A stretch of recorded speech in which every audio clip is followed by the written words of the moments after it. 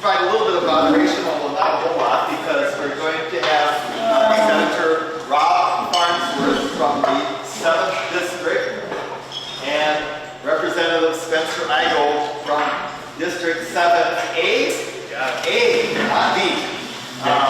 And they are here to report on what they see as some of the highlights and maybe not so highlights of the legislative session that ended in May, and talk about some of the things that are going on right now and some of the things which they have for coming up in the fall and looking ahead. Elections. Rob has the year off. He doesn't have to run for re-election for your term, but Spencer is hard at work. And he'll tell you why you should vote for him again, I'm sure. If he doesn't, I'm sure if you're asking him, he'll give you some reasons to do that. The only other thing to note is the coffee pot is around the corner here. If you need coffee, there's some cups there as well as a pot. So just head out for that as well. And I think what we'll do is we'll just give Senator Farnsworth and Representative Igoe, also known as Rob and Spencer. We'll give Rob and Spencer some time just to share a few things, and then we will open it up to questions from boy to boy. Oh, that's right. People. People will have questions for you. So, you like my great seat? That's pretty impressive. Okay. Rob Farnsworth, that's right. All right, well, thank you everybody for coming. Shelley, thank you for, there we go. Thank you for setting this up. This is always kind of one of the highlights of our post-session meetings that we have. So I just kind of want to give an update on the highs and the lows of the session, and then Spencer will probably fill in, the blanks or give his perspective from the House side. So I'll start with the positive things that happened. We did get the SRO issue fixed fairly early. That's the school resource officer where they had it until last year, and then sheriff's departments and police departments go pull them out. We're not going to risk getting our people in trouble if they have to restrain a kid. So we actually have on a pretty bipartisan vote. I think there was only 2 no votes in the Senate on that one. So that's not true. There was more than 2. The Socialist caucus hated it, so there was like 7. There's literally a Socialist caucus. I'm not making that up. There's a Democrat Socialist caucus. So they voted no because they don't think police belong in schools. So I think there were 7 no votes in the Senate, and I don't know how many in the House. But we got that passed, and so we're excited about that.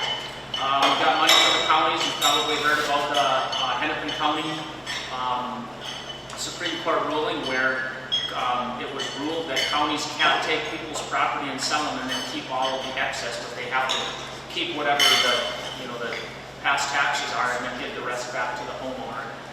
And so we're able to pass funding and policy on that.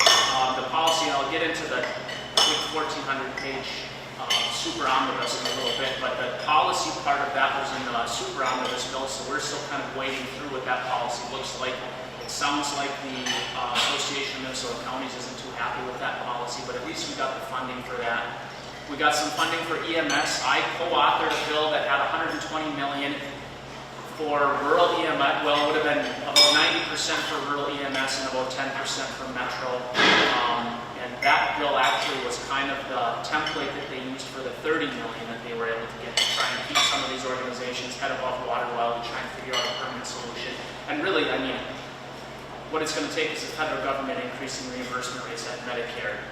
But at the state level, we're going to have to figure something out in the meantime while we work on that. And then for me personally, so I've had a number of bills that have passed in omnibus bills, but I've only had one bill that has passed standalone, and that's the Senator David J. Thomas-Only Cross Range Expressway. And so we got that renamed, and so those signs will probably get put up sometime. And so that was kind of an honor for me to be able to carry that as my first standalone bill. So those are some of the good things that happened. But we followed the weirdest legislative session with maybe the new weirdest legislative session this year. In the Senate, they were moving really slow. Bills were moving really slow. They just didn't seem like they were getting their work done. They weren't that motivated to get their work done. Then there was that shooting in Burnsville, so session stopped for a couple of days during that funeral. And then session screeched to a halt when Senator Mitchell was arrested in her stepmother's basement. So there was a full week of no committees, no session. We didn't get any work done. And so as a Republican caucus, we said, hey, you're not going to have time to get your work done, but we'll provide you the votes to pass these bills if you work with us, if you pull the controversial stuff out of the bills. They didn't do that. They didn't take us up on our offer, and we included bonding. We said, we'll do bonding, and we'll pass all of these omnibus bills. Just work with us, and we can get you the votes that you need. And instead, they decided they would rather have a accused felon vote, be the 34th vote on all of those very controversial bills. But they still weren't getting it done on time. So we got to the last weekend of the legislative session, and we met Friday. Came in to meet on Saturday, and we didn't have session. Well, it turns out Senator Omar Fateh was upset because of the whole Uber issue, because he represents Minneapolis. Sorry about that. He represents Minneapolis, and of course, the Minneapolis City Council essentially was going to drive Uber and Lyft out of the state, and he wanted to pass this bill for Uber, and so he just didn't show up. And so Democrats were like, okay, we're canceling everything today. They negotiated with him all day. So we got there at 7 in the morning. We were ready to pass bills all day. And again, we went to them and we said, hey, who cares about Omar? Take the controversial stuff out. Let's just pass the bills, get it done, and we'll move on. But no, they let us sit in recess for 14 hours. Finally, at 9:30 at night, they called us back in session. We went all through the night and we passed 6 or 7 bills. So when they claimed that we were filibustering these bills, it's not true. We were thoroughly debating them, but we passed from 9:30 at night until 7 in the morning when we recessed for a couple hours. I think we passed 7 or 8 bills. And then we came back at 9, so we recessed at 7. I went back to my apartment, went for a run, took a shower, put a clean suit on, and went back, and we started again at 9. And we were passing bills all day, and then we get to 11:15, and they still had about 7 or 8 omnibus bills. It might have been about 9. It was terrible. There was no way they were going to have time to pass them. And so what they did is they lumped them all into one super omnibus bill. They call it Omnibus Prime. 1,432 pages. And they brought it over to the House at 11:15. They ignored House rules, didn't call on members. They passed the bill off the House floor, brought it over to the Senate, passed it at 11:30, passed it off the Senate again, ignored Senate rules. And so there's still a lot in that bill that we don't know about. And there's a number of frustrating things about that to me. You don't put a 1,400-page bill together in 2 hours because you realize you're not going to get your work done. They have been working on this for days because they knew they weren't going to be able to get it done. So rather than working with us to pass non-controversial bills and to get a bonding bill, they just jammed all their crap into one 1,432-page bill, brought it up with a half hour left of session, and I will say that I'm not particularly proud of the way some of my members acted when that happened. You probably saw on Facebook or something, some of the screaming and stuff. But I guess there was some righteous indignation. And so that's how the session ended. So we did do some good stuff, but then it turned into chaos. And a lot of people say, well, that's the Senate rules. They ignored the Senate rules. What's the big deal? And the best way I can describe it is the Senate is the rules. Without the rules and without following the rules and calling on members who are calling point of orders, you don't have a Senate. You just have mob rule. And so what they did is our members said point of order, they just ignored us and went to a vote. And so it was an extremely disappointing end to this session. So I went way longer than I planned on. I probably covered everything that Spencer was going to say, but I'll stop there and then we can take some questions. Awesome. Yeah, Rob did a really good job of kind of the breakdown session. And this is the interesting part about having 2 chambers. The House, I have a total different perspective on what happened because, as you heard, the Senate had its own major issues that hopefully we never see again. So in the House, we were actually moving through things a lot quicker. And we had some good things on the docket. I was working through a lot of exciting stuff this year that I got bill hearings on. Moving forward on that carbon capture sequestration language, which would be tied into biomass stuff. Helping the city of Hibbing here, surrounding communities, mining, logging. So I had some bill hearings, that stuff was moving through. We had permitting reform that passed. I'll kind of give a breakdown on that. So that was one of the other good things that happened. And then trying to work on some more energy things. But as we got to the end of session, we were a little bit different than the Senate. Whereas we were actually working, getting our bills done, But the bills that were coming up were bills that weren't ever going to pass. So I think we spent 5 days, probably a collective 24 hours debating the constitutional amendment for the ERA. Well, the ERA was never going to get brought up in the Senate. So in that time where the House could have been passing other bills to send to the Senate, we were having debates on a bill that, the Senate majority leader said wasn't happening. So that was a way that was kind of a breakdown. One of the other bills was ranked choice voting. I don't know how many people are familiar with that. That was another bill that was brought to the House floor on that last week. That again, we actually had long debate on because that's a big issue. Well, then the bill didn't even pass. Didn't have the votes on both sides, which is really unique.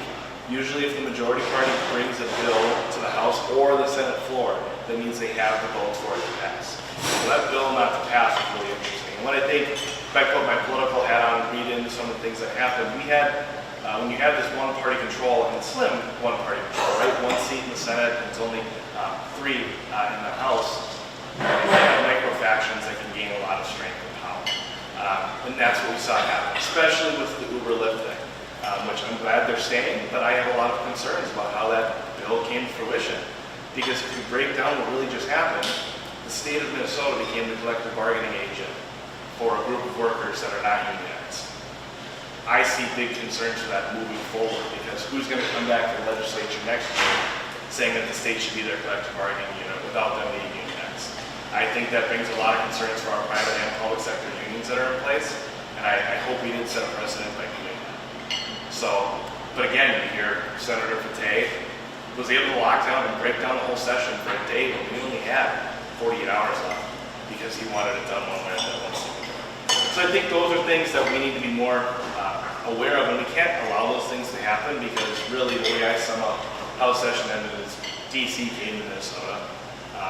The bill was 1,432 pages, but that's front and back pages. So really it's 2,800. And you know what, it was presented, it took my staff almost 2 weeks to let me know it was in that bill, yet it passed and was signed into law. I don't care what side of the political spectrum you're on, that's just wrong, you can't do anything like that. So I think what I'm hoping for is that was a learning moment for everyone that's in the legislature, that we just can't be allowed in those things. And really when it comes to working together, Rob really hit on that part great. The minority party that we were a part of wasn't asking for a lot. The election this year, which is usually historically known as being one of the most bipartisan bills, had no minority party Republican provisions in it. That was one of our asks. Hey, can we just negotiate on this, compromise on an elections bill that affects Republicans and Democrats and independents? And the walls put up no. Those are the kind of things that really made tensions rise really hot. Rise at the end of session there. And you have to remember too, when everyone was freaking out on Sunday night and screaming, the average amount of sleep that a member of the Minnesota legislature had at that point was probably 3.5 hours for 48 hours. So, emotions definitely run high when you're a little slap happy, right? So no, but we're adjourned there. Like I said, we had some good things, but those bad things I think are still come true. We had a lot of things that we were supposed to fix that I don't think we fixed correctly. In fact, I think we made some things worse. Paid family leave, again, was something that we really tried to work on. What is that tax now that increased to the upper limit, 1.25? Well, the upper limit is 2, but it's at 1.25. I expect it's going to hit that 2% because it's just under, there just isn't enough money coming in that's going to cover expected expenses. So when we had the floor debate, we were 18 months out from paid family leave being implemented. And we have not even started working with consultants or contractors to build a portal or a system. We do not have staff or directors hired yet. So the argument that I was making with some of my colleagues is why can't we pump the brakes on this thing, slow it down? And it's fine. I have some very close friends of mine that work in the paid family leave and unemployment insurance areas around the country. Other states are doing it. It's Delaware. And I asked him some questions about this. Are we going to get there in time in 18 months? He said, absolutely not. He said, you guys are behind the 8 ball. And that's why the tax is running out of control. A 1.25% payroll tax right now. And I've seen projections going as high now as 2% for a program that's supposed to be at 0.7%. And that was on top of the 613 or 14 million that they pre-funded. So it's things like that that maybe aren't the push button issues that everyone's seeing in the news every day, right? It's Uber and Lyft is leading that, but these are the things that are going to affect every Minnesotan that we should have fixed, and we really didn't. So now it's going to be back to the drawing board and a lot of work this summer, hearing from all of you, but other folks in our communities kind of trying to write that playbook. You know, there was a lot of good bills that could have happened. One that I've been working on for 5 years that would have helped all of our dispatchers be recertified as telecommunicators and given them trainings and standards so they would be in their own professional field.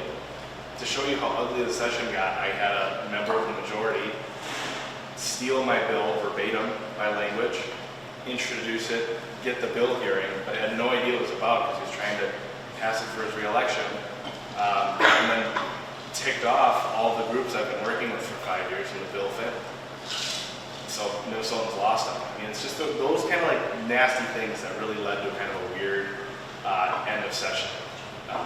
But what I'm hoping for is that, you know, in Minnesotans' eyes were opened. I think even a lot of folks in the legislature on both sides didn't like how that ended. There was some tensions. I had some great conversations in that last week with folks that saying, you know, hey, we shouldn't be doing this or apologizing for this. And I'm going to remember who those names were in the majority party because those are the ones I want to work with moving forward.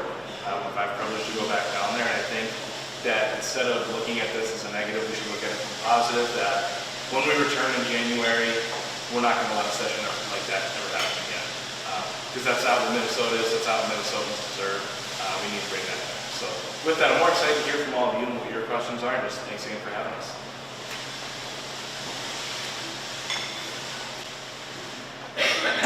Thank you. So if you have a question, just raise your hand. I'll just point to you. Then say who you are, what you're connected with. And Ron says, I think Spencer does better, right? When you speak, speak as loud as I do. Okay? Not easy, but... Well,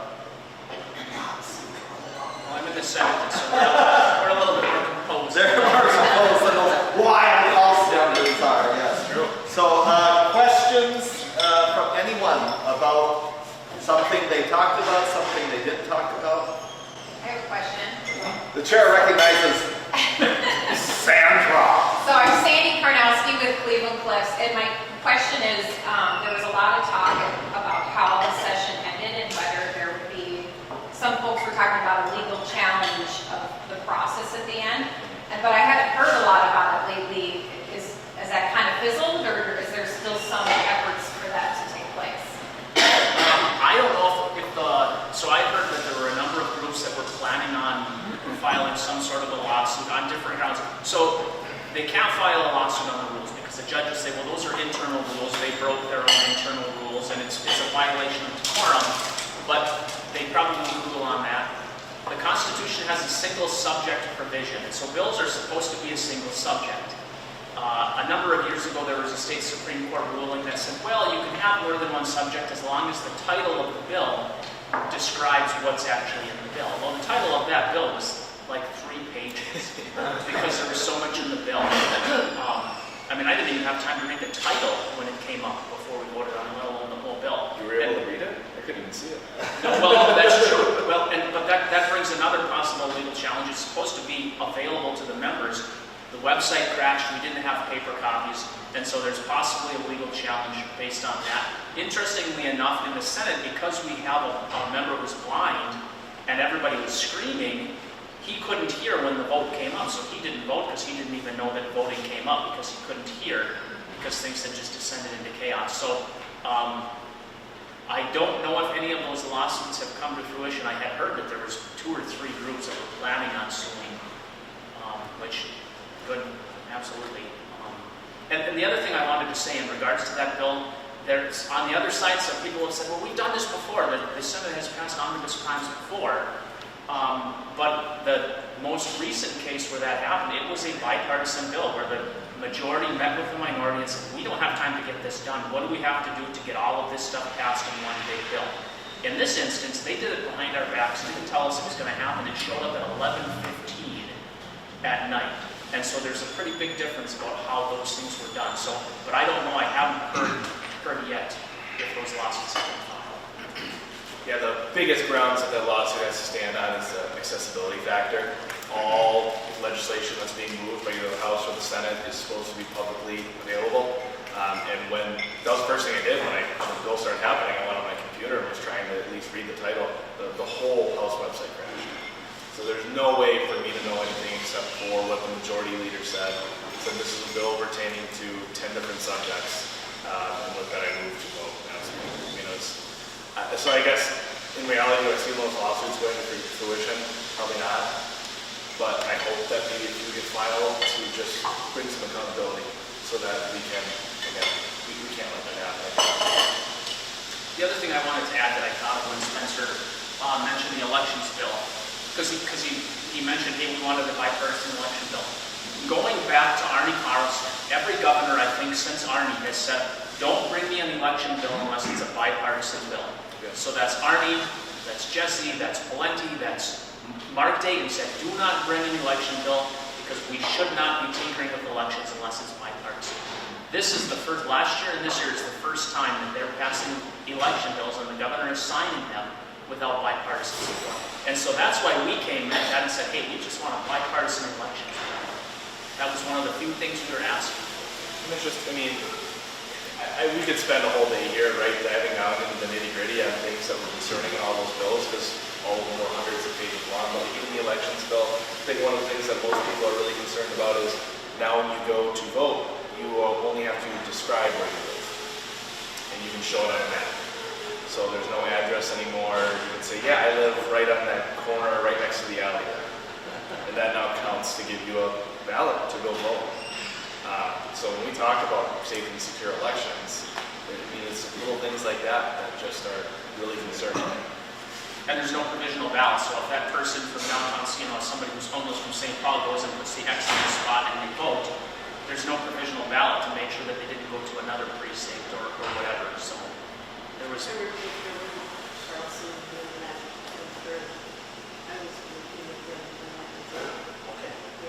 Can you repeat that? She said she was working with Governor Carlson. On provisional The ballots. provisional ballot. On the provisional ballot. So do you think there could be like a $5 million grant to the city of Chisholm hidden in those bills that we haven't found yet? There is a grant to the Chisholm schools in the education bill, and it has to do with attendance. It's like a pilot project, but You found that? well, that one passed standardly, so we were actually was able to read that bill and give it a legitimate vote. So that wasn't included in the super omnibus. The mayor. First, I want to apologize for being late. I thought it was at 9. But we communicated during the whole session, so I think a lot of things that you talked about I probably was privy on. But the minerals bill, which passed, and it was put in the omnibus, everything went through the omnibus bill, but I just want to thank you for putting language or working towards language that the IRRB has more control over that bill moving forward. And I think that is something you were involved with, if I'm not. And that was bipartisan, because I know you worked with Hochschild on that, is that correct? Yeah, and so for those, if you don't know what the minerals article is, every year in the tax bill there's a mineral article that deals with taconite taxes. The minerals article of the bill this year was kind of unprecedented because it basically created $80 million in projects that were designated in that bill. So it was basically a bonding bill, and it told the agency that they had to bond these, over a 2-year period, had to bond for these projects that were determined by 2 legislators predominantly. And the big concern with the agency, they came to us and said, hey, they didn't talk to us about this. We didn't know they were doing this. A lot of the projects that they have here, we were going to fund anyway, and now they're forcing us to borrow money and pay, depending on interest rates, between $2 and $3.5 million a year in interest. Which, I mean, think about like what the city of Chisholm could do with if they're paying $3.5 million in interest. And so I met with Senator Hochschild and Listagard, and I'll give Senator Hochschild credit. He was willing to discuss it. And I said, well, we should need to put language in to give flexibility to the agency so that they can just pay cash for it. So an example, Chisholm, the David Tomasoni Bridge of Peace, they had $300,000 in there. We had already approved that at a previous meeting, so I don't even know why it was included in that bill because the agency was already going to pay for it. And without that flexibility, they would have to bond for it, pay interest for something they were gonna pay for. And Hochschild was willing, and so we came up with some language and we included it in the bill to give the agency a little bit more flexibility. So I'm giving Grant some credit on that, because he was willing to sit down and be a little bit more reasonable. And I know Spencer probably has some other ideas. Yeah, my thing's a little different. My big issue with the middle article this year is he created a bonding authority inside the IRRR against the DJJ. So the DJJ is our economic protection trust fund that we use for investing in big projects in our region. What is the DJ for those who don't? So the DJJ is a pot of money from taconite taxes that we use for large projects, right? So with mining, logging, or other economic development, it was invented purely when mining's away. We need money to be able to diversify our economy. So this bonding bill that we're talking about would be leveraged against that capital that's inside the DJJ. So the concerning aspect of the whole bill for me was these projects being leveraged against them could cost anywhere from $43 to $64 million in interest. And if the agency doesn't have enough operating income from the taconite tax every year, the payment for these bonds would come from the DJJ corpus. So what that would eventually do is start, and we're not putting money into the DJJ anymore, so we begin to whittle down that pot of money that we have for large investments. So you combine that, the other aspect of the middle article, which was the taconite homestead credit, so that was increased from $315 to $515 for most people on the range. Which again, in a time like this, we definitely need property tax relief.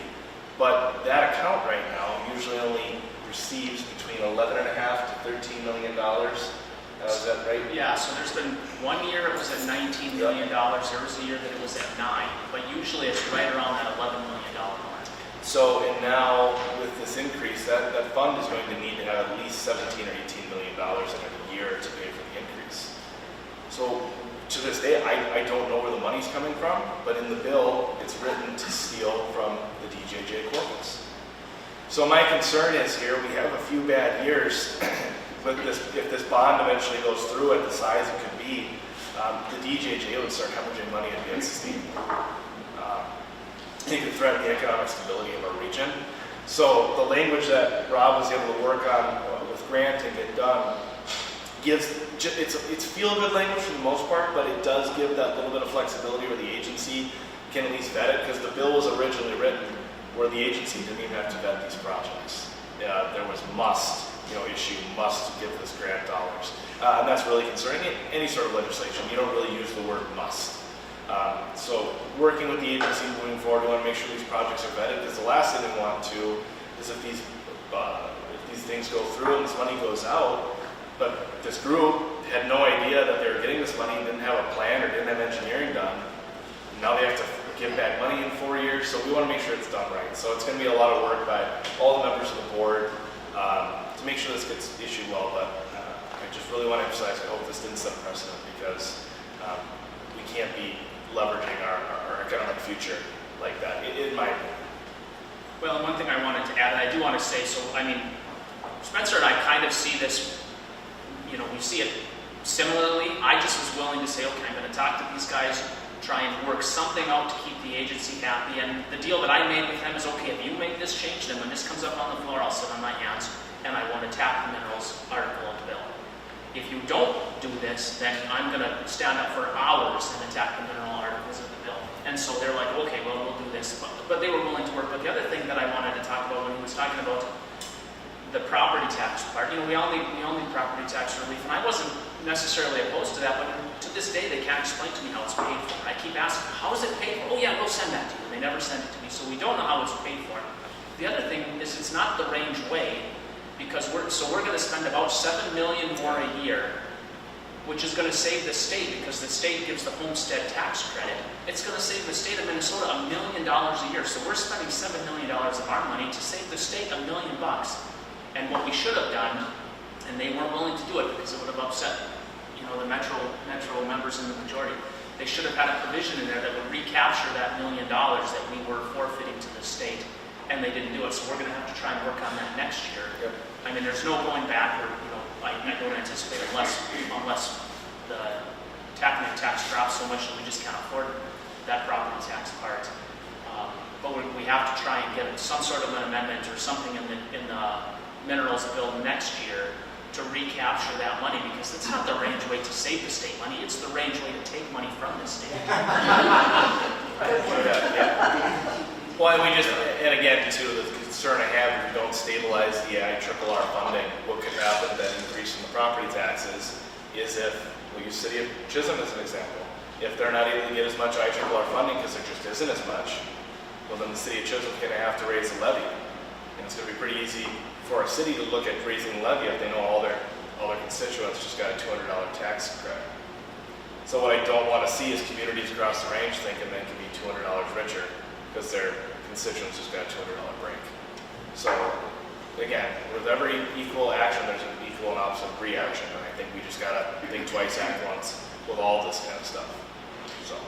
One other follow-up question, if you don't mind, Representative Idaho. It wasn't just our legislative group, our range delegation, the whole IRRB board was not privy of what was moving forward in the minerals act, correct? Correct. The only two people that knew about it were Senator Hallstrom and Representative Listener. We found out the day it was introduced, the rest of the board. And the Rams office, and Yeah. maybe a few more. Which that doesn't happen in the delegation. That was wrong. Okay, thank you, Mr. Mayor. Other questions? Oh, don't let us off that easy. Come on. Last time we were together, the two of you had different opinions on the IRRR supporting a cannabis project. As Spencer did before that, Rob was against it. A few weeks ago, the newspaper talked about a project that both of you were against. The majority of the board were against, but the IRRR is going to move ahead with it, apparently. You wish to make comments on that? Yeah, I'll start if you want. So, yeah, I supported the first project that went through the agency. Again, it was about diversifying our economy, and I saw it as a way for our region to get a seat at the table in an industry that's expected to be worth about $2 billion. Otherwise, it'd be the Twin Cities running it. So that project's moving forward. But as we looked at this year, and what I said at the board meeting, my biggest concern is the way the marijuana bill passed this year changed the industry from a merit-based license for production to a lottery-based. So I had lots of concerns about all these different changes that are happening now and how it's going to affect the industry as a whole.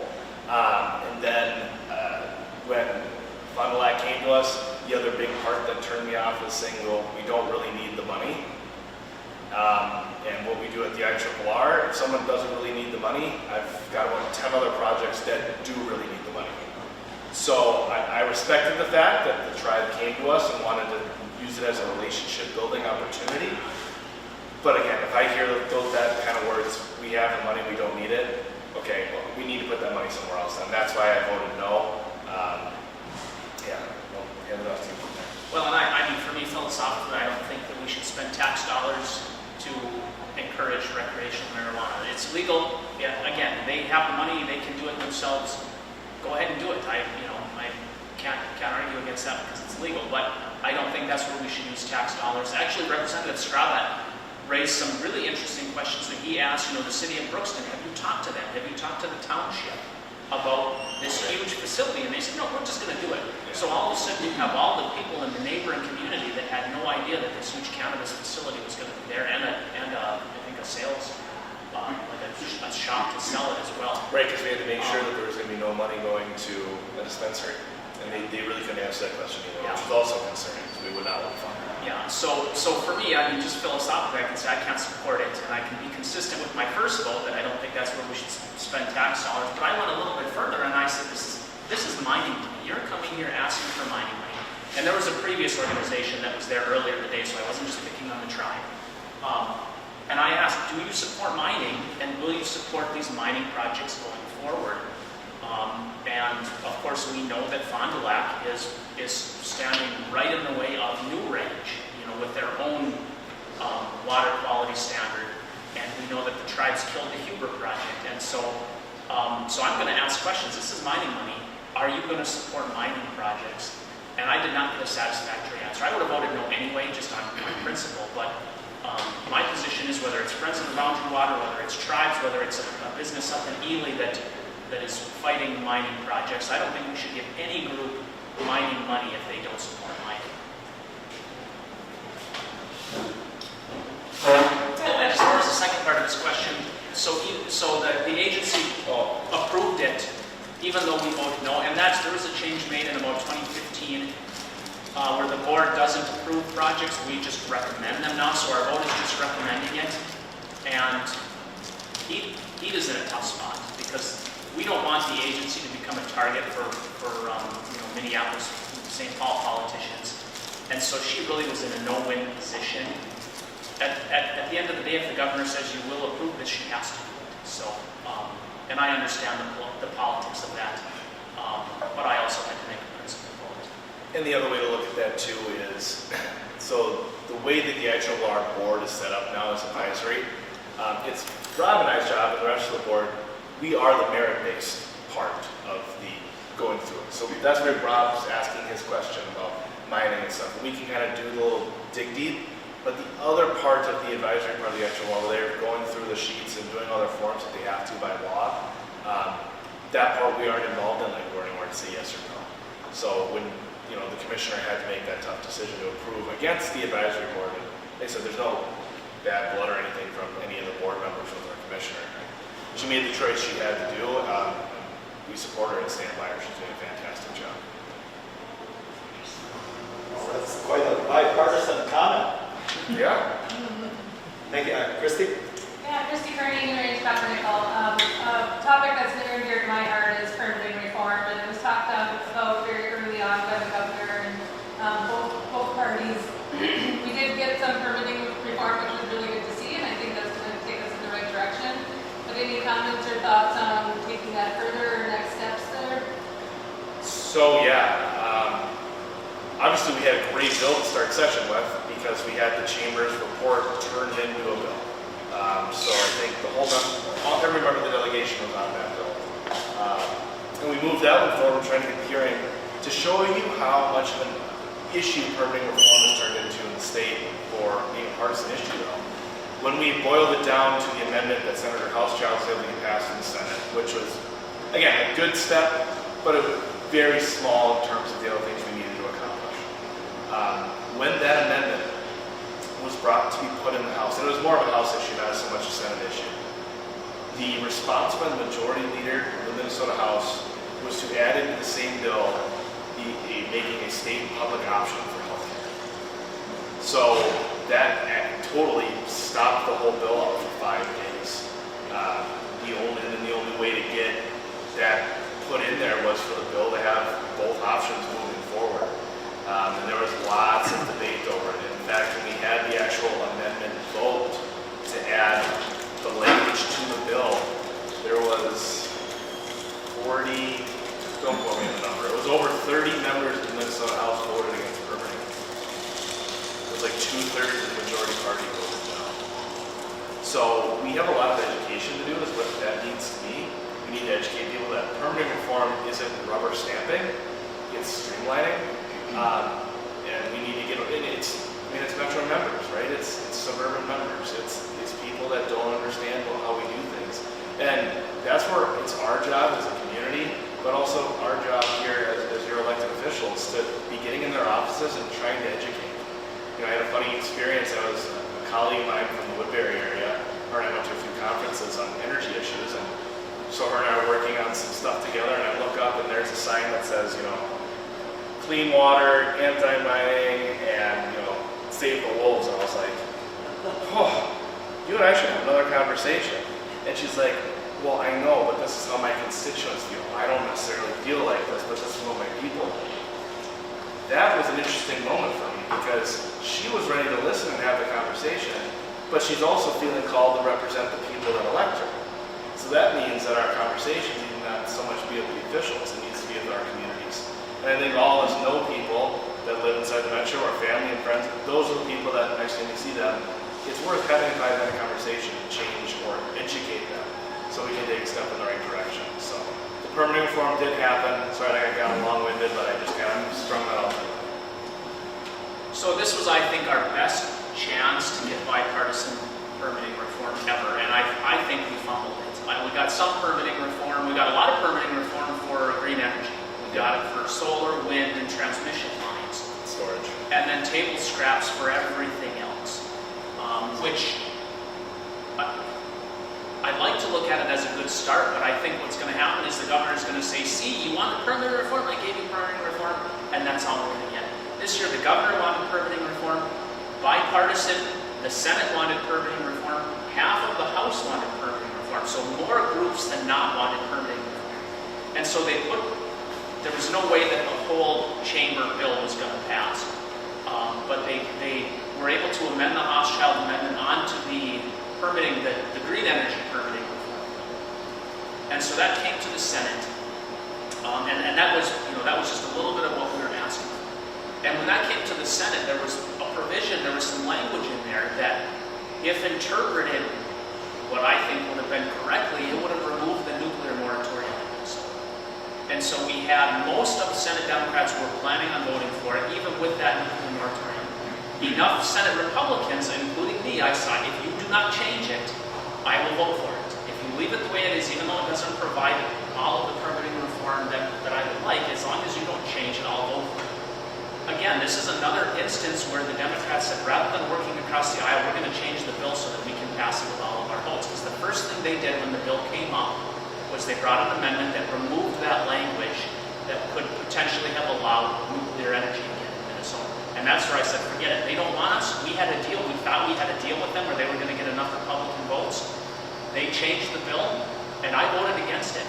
But again, this is a little bit of inside baseball. If you watch the tape of the vote, I waited until 1/10 of a second before they closed the board because I wasn't confident that one of the Democrats wasn't going to change their vote to a no. So I waited to vote no just to make sure it passed because I wanted it to pass, but I also wanted to send a message and say, hey, this isn't good enough. We have mining projects, and we have wood projects, and we have paper mills that need permitting reform. And at the end of the day, I mean, that particular bill got rolled into it didn't even pass standalone because then the House wasn't going to pass it the way it was. It got rolled into the super omnibus bill and the natural resources part of the bill. So it's just kind of a convoluted process. So, and if you read, I did a column in the paper about why I voted no on it. It wasn't that I opposed permitting reform, it's just that I think we blew our best chance to get real permitting reform. And so my no vote was more of a symbolic vote than it was anything. And quite frankly, I was pissed. I'm like, really? We had a deal. You weren't going to change the bill. We were going to vote for it, and that was that. And they changed the bill. So. Not to self-market it, if you go onto my official Facebook, when the bill was in Energy Committee, I had a conversation with the majority leader who was carrying the bill. And I asked him what was in his bill for the reform. He said, it's energy, it's energy. It's solar, wind, battery, and transmission. I said, okay, thank you, majority leader. What else would you need to make those things? And he said, there's no, and he got what I was saying, he didn't play along with all of it as I would have liked, but he said, yeah, there's no permitting reform in here for my representative. I said, that's the problem. How can you be picking the winners and losers? So, if your board got a second, it's worth a watch. It's only about 5 minutes long, but I think it really identifies what the majority party is thinking about this permitting reform and what they think it means. So it's a good discussion. So. Kurt Dorn, NTS. I live in Behabit, and 5.5 miles coal flies from Pulsar to 10th Street 1. Can you talk about the status of the permitting or where that's going with the gas station? Where's Roger? I know. So Roger Stroud's kind of taking the lead on this. I think it's in rulemaking. So they passed that in the natural resources bill. Correct. It's a natural resources bill. And so now the agency is doing rulemaking for that. It's uncharted territory for us because we've never had gas like that we've been able to extract. So, and every time it seems like every 3 days I open the paper, there's some bigger, and it was like, well, this is bigger than we thought it was. So, but right now, I think it's just going to be the agency. That was a good thing that happened. We were able to get that kind of passed and get it done quickly. So that's going to be able to move through. And the DNR, for the most part, had their ideas of how they're going to do this based on other states. So it's not like they're going in totally blind, but this legislation was worked on in collaboration with them, the company. So I'm feeling pretty good that we're going to get rulemaking put in a good place for them so they're able to move forward. I actually two topics on environmental. Sorry, Sandy Karnowski with Cleveland Cliffs. Two topics that we just talked about. One on environmental permitting. I think, just for the group, to keep the pressure on that topic. We can't just move on after what was passed this last session. So I hope everybody remains engaged on that topic. But on the IEEE funding for businesses, I know that there's signage that's placed on public projects that says that it's supported by money taxpayers. And I'm wondering if consideration has been given to having that type of signage for businesses, or something that acknowledges that businesses are benefiting from money dollars. So like if they receive money from the agency, Yes. both, I think they do have to have. So I know there was a business in Ely that's just radically anti-non-ferrous, and they got money without really filling. That was before my time. But I think they had to have a plaque on the side of their building. Okay. I think. Yeah, but it's most funding has to, if not all, has to have that sign up. Okay. So if you're talking about Sustainable Ely, I don't think they have a sign there, at least they didn't, but that was quite a few years ago now. But I know more recent projects have that signage very prominently placed. And I heard that the sign was up and then it disappeared and they put another one up. So it may be that it was there and it disappeared. They moved on to that new I building think- out there in the spots. I think maybe we should make the sign bigger.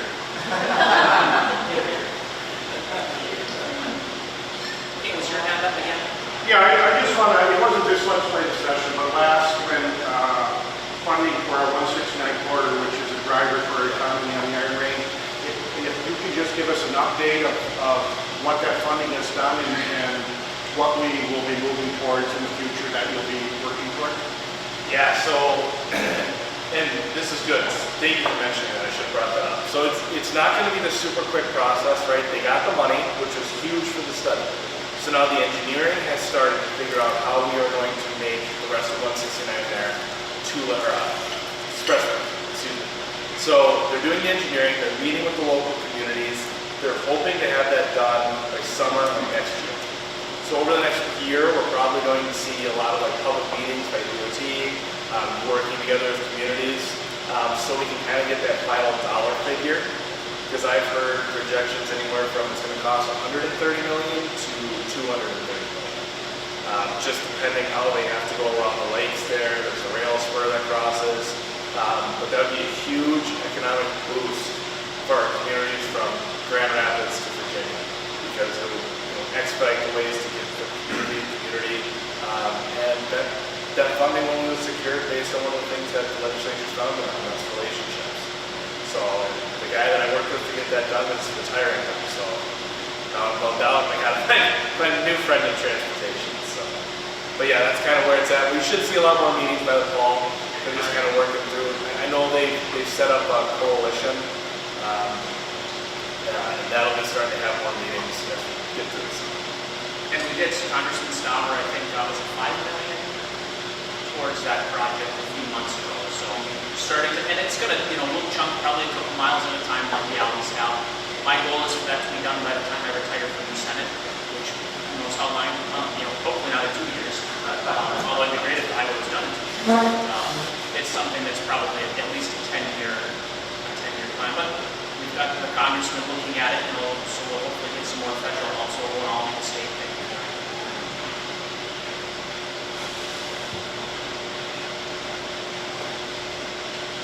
And Mr. Potts, just so you know, when they did in the higher ed bill, they did pass that limit on OPMs.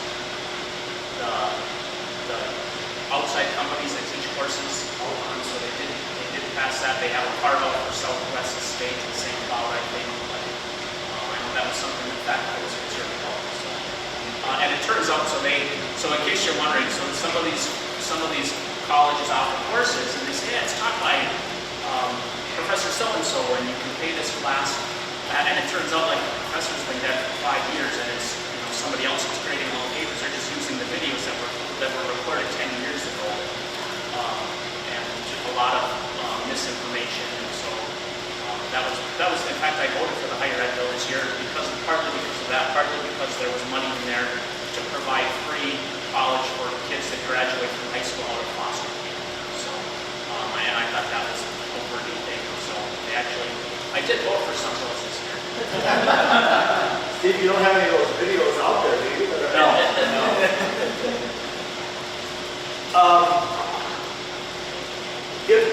Talk about how dysfunctional the session ended up being. Let's say for the next session, by some act of providence, Spencer, you're the majority.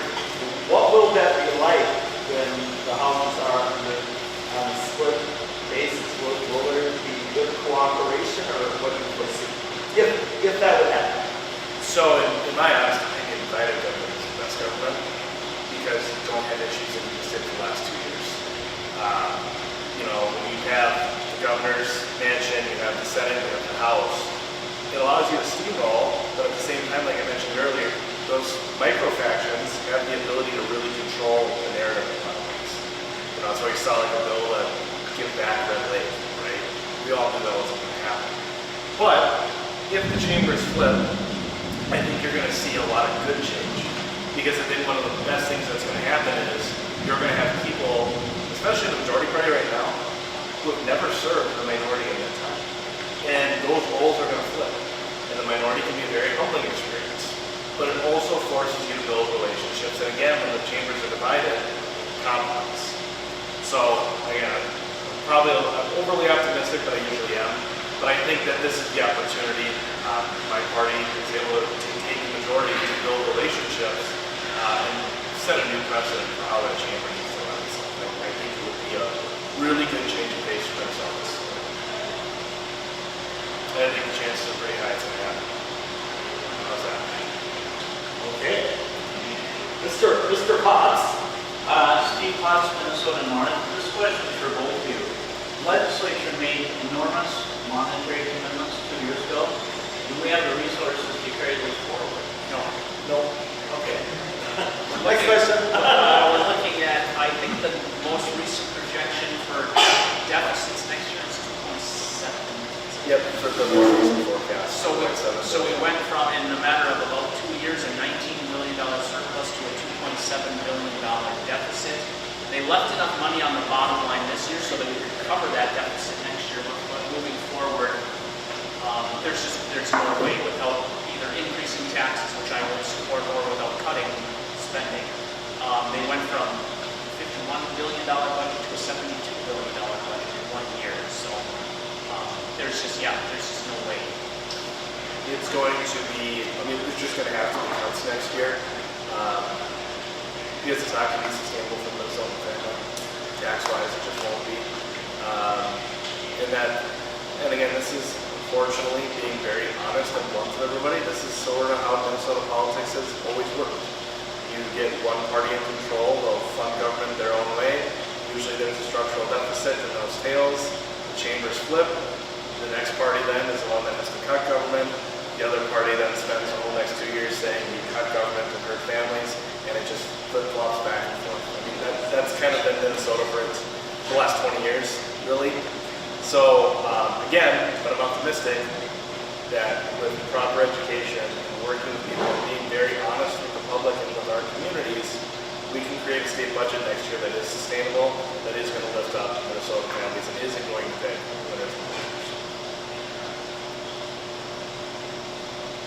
Shelley, how are we on our time? Do we have time for a couple more questions? One more question?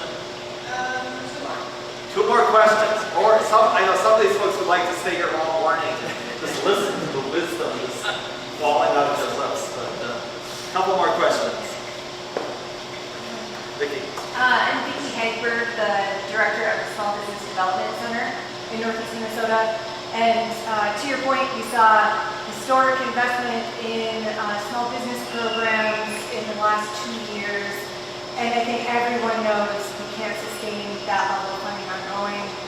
What are your priorities or preferences for the types of programs that are funded still once that funding has decreased in the upcoming cycle? I don't know about any specific programs, but I think in regards to business in general, we talked about permitting reform. We need reform for regulations. I mean, I talked to businesses, and even this year, the ESST, the Earn Sick and Save Time, businesses, counties, cities, school districts, it's a nightmare. We're making it almost impossible to do business, and so we need to reform all of that red tape, and we need to lower the tax burden. The economic development, I don't know if he's a commissioner or a director from North Dakota, has said on record, I don't have to spend any money in economic development because I live next door to Minnesota. And it's true. Talon Metals is going to, they're going to ship the ore to North Dakota and do the work there. Calumet Metals, they're going to ship the ore there and do the work there. There's either soybean or sugar beet from northwest Minnesota. They're going to ship their plant. They were going to build one in Minnesota. No, they're building it in North Dakota. Down in Worthington, they closed a hog processing facility, opening that in South Dakota. We're losing a ton of business, and we shouldn't, but we're driving them out. And so I don't have specific programs in mind, but just generally making Minnesota more business friendly, I think would, a lot of those businesses would stay here. Of course, I take it personally because Talon is in my district, Calumet Metals is in my district, and so that's 800 jobs right there that I'm losing from my Senate district. And I guess they're both in your house district. So I guess I'm going to talk about actual government funding that I want to see remain that it needs to. One of the big things that I want to be a part of making sure we do right.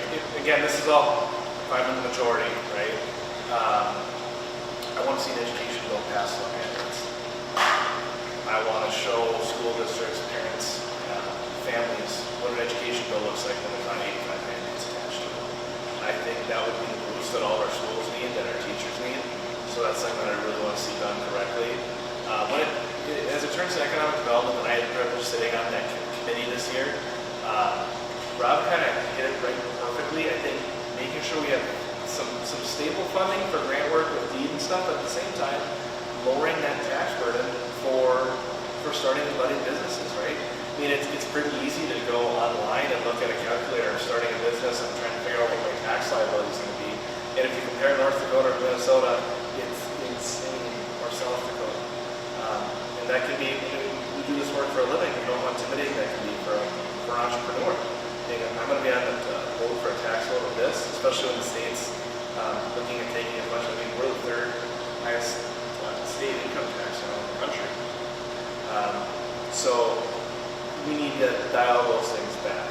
And the other interesting part about taxing is that by inspiring business and having more people work and more people buying things, you actually can recoup what we're taking on that income tax by growing the prosperity of your state. And I think we need to get back to, that's the other way of economic development, that's the other way of prosperity. Not increasing the tax on those who have to support those who don't, but by lifting everyone up together because then everyone succeeds together. And I want to add, I thought of this when Spencer was talking, the other thing that we really need to start weeding out is all of the money in the state budget that we're giving to nonprofits. I haven't talked to one superintendent that said, hey, Rob, make sure that you get $5 million to the Girl Scouts of Dakota County, which was one of it almost made it into the final bill this year. We need to take all of that money in education that they're putting towards nonprofits and just put it on the formula with no strings attached for schools. In the deed bill, the jobs committee in the Senate last year, most of that money is going all to nonprofits, and a lot of it, and I know you're working for a nonprofit, so I'm probably irritated. A lot of it is not, how do I say this? Well, I guess it doesn't matter. Everybody doesn't matter what I say anyway. It's all politically motivated, and so you have to be a certain ethnic group in order to even qualify for it. So where's the merit? I think we need to judge the nonprofits and say, what's the quality of the work you're doing, rather than what is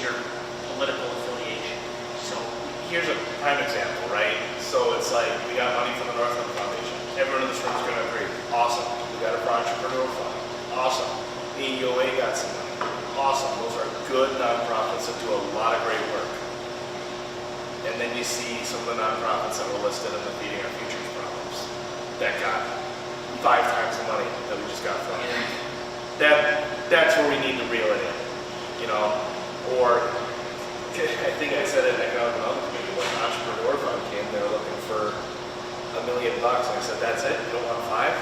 Because you deserve 5, because of how much work you do. But when we see these, and a lot of the nonprofit funding that went out the door last year was like very new nonprofits that had no track record, or had yearly revenues of like $2 million, but we're asking for 30. Those are the kind of things we have to eliminate. And we have to find the organizations that have capacity that are proven and watch the good work they can do. So when we were debating the jobs bill this year, I looked at all the nonprofits in the bill, and I just started Googling, so you can look up their 990. And so many of them were started since after May 20th last year, because they probably looked and said, whoa, this is a cash bonanza. I'm going to start a nonprofit. And they made it into the bill because they were friends with the chair. They were friends with somebody that wrote the bill. And there's no proof that they're doing like what you do. There's proof that what you do works. There's no proof, there's no accountability. Feeding Our Future is a perfect example. There's no accountability, and we need to, at least if we're gonna have nonprofits doing the work, we need to make sure that they're doing the work they say they do. Sure. Yeah, I feel confident that our organization's work can stand on its own. We're one of the top performing SBDCs in a rural area in the country. But if that funding goes away completely, I will be frank that we can't do what we do at the level that we're doing it now without some state funding help. It's just not feasible. So as I said, you trim it down and get rid of the waste. Not only are probably your funding, you're probably more. That's how we take care of it.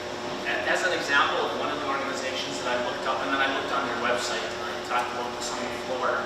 I can't remember what this organization was called, but they were getting, I think, $500,000 to mentor young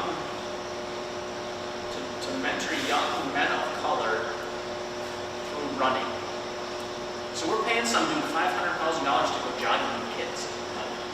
Like that was the purpose of this nonprofit, to mentor, because it's all about, all they talk about is racism down there. To mentor young men of color through running.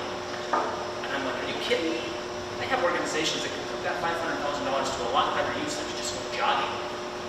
But that was just, to me, the most egregious example that I found. The last question of the day is from... I just want to add up, I'm sorry. Well, why don't she go first? I did want to put a final comment. All right, we'll save a final comment from Mayor Peak, and we'll have remaining... Talia Sandy's my Minnesota. Talia. I'll give you a softball. Next year, one biggest priority, one biggest challenge coming in for session. One biggest priority, one biggest challenge for the next session. Each of you. Just one big priority? So I think I can go first. For me personally, the biggest priority would be to continue permitting reform. I mean, I represent 5 of the 6 active mines, active taproot mines. I represent one of the possible non-ferrous mines, and I'm right next door to the other 2. So that would be my biggest priority. Personally, my biggest challenge is going to be a trust deficit. And what I mean by that is we spent the last couple of days in session, and I was talking to members of the opposite party and visiting and talking about what maybe we would work and what wouldn't work. And there was one member who was going out smoking cigars with some of our members, being buddies. And they knew that they were planning on ambushing us with a 1,400-page bill. And they put a smile on their face, and they pretended that we could trust them. And then all of a sudden at 11:30, they said, oh, here's a big piece of crap that we're not even going to let you debate. So for me personally, it's going to be a trust issue. I, right now, don't trust anybody in the majority because they proved to be extremely dishonest. And so, if I'm being real, that's my biggest challenge is trust. So my biggest priority for me will be accomplishing the energy policy reform I've been working on. That's getting biomass deemed as carbon neutral. That's lifting the nuclear moratorium. That's giving Minnesota options to be competitive with energy. Because I think not only we're going to retain business, we're going to attract business if we can get affordable power back provided to our businesses. So that'll be my probably top priority, and if I am in the majority, that's it. I will have hopefully the opportunity to do that. I think the biggest challenge,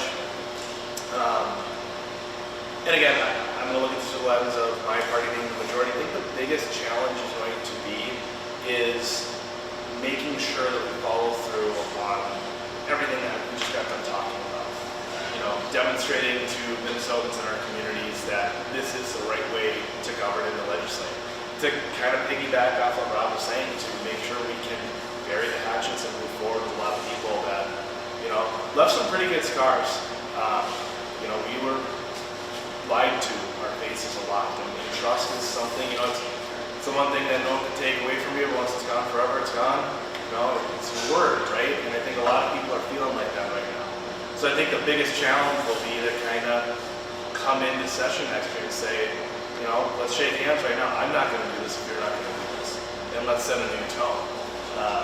And I'm really going to work hard at doing that, regardless of whether I'm the majority or the minority, but I'd like to do it in the majority.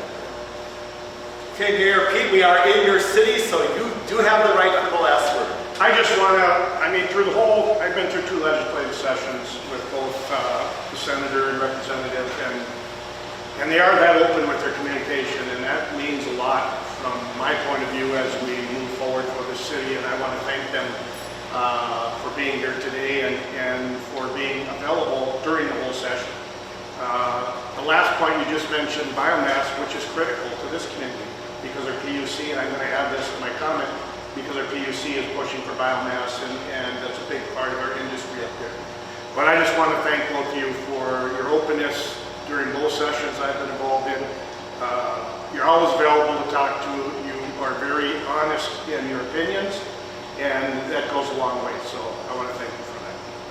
Well, it goes both ways, right? I think the reason that Rob and I can be effective down there is because we have such great relationships with the leaders in this room, especially City Hibbing, right? Not every legislative district in the state does that. Has a relationship where the mayor and his team at the city text at 7 o'clock at night, hey, this is happening, what do you want me to do? But that's why we're having a really successful time down there and say, well, even in all the craziness, Hibbing's winning. And we don't always agree on everything. That's what's great. It's what's best for the range, but that openness is communication is such a vital part, as you mentioned, through that whole legislative session. We do have that at the local level, and I just want to make sure everybody knows that. Okay, thank you. And with that, I think we can express our appreciation to Rob and Spencer for being here, for asking questions. It would be very boring